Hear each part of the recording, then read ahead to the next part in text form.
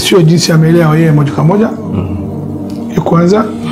Ya pili ni namba nasaha mimi, mambo jini hii nitakia mtu kwanza ni ibtila na mtihani. Nitakia dada yangu huyu akimbilie kwa Allah Subhanahu wa ta'ala. Kwanza akimbilie kwa Allah Subhanahu wa ta'ala, atulize moyo yake. Jini hawezi kumfanya chochote. Na Mtume SAW katika hadithi amekuja mwanamke kwake kaambia Mtume Allah, mimi shetani ananiangusha, yaslauni aljin. Shukana nataka asema ilikuwa sara, sio sara ya kifafa kawaida, ni sara ya jini.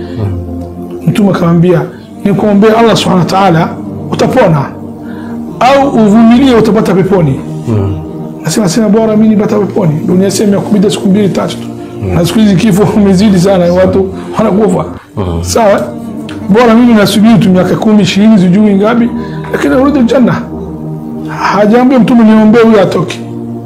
Karudi siku nyingine nasema ya Rasulullah, naomba basi niombe Allah nimekubali asitoke, navumilie duniani lakini akhirani bata peponi. Wakati al-mal'un hadha au al-la'in yasru'uni, wakati ananiangusha mimi la atakashaf ila sionekane aura yangu.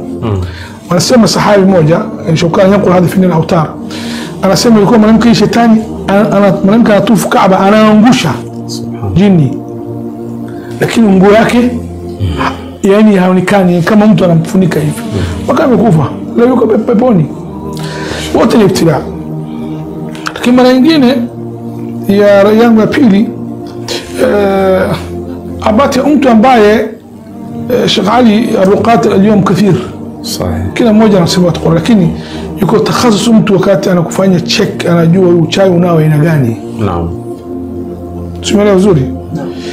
Kumsomea Qur'ani anatoa uchawi, lakini anatoa, lakini takia mtu ambe dawa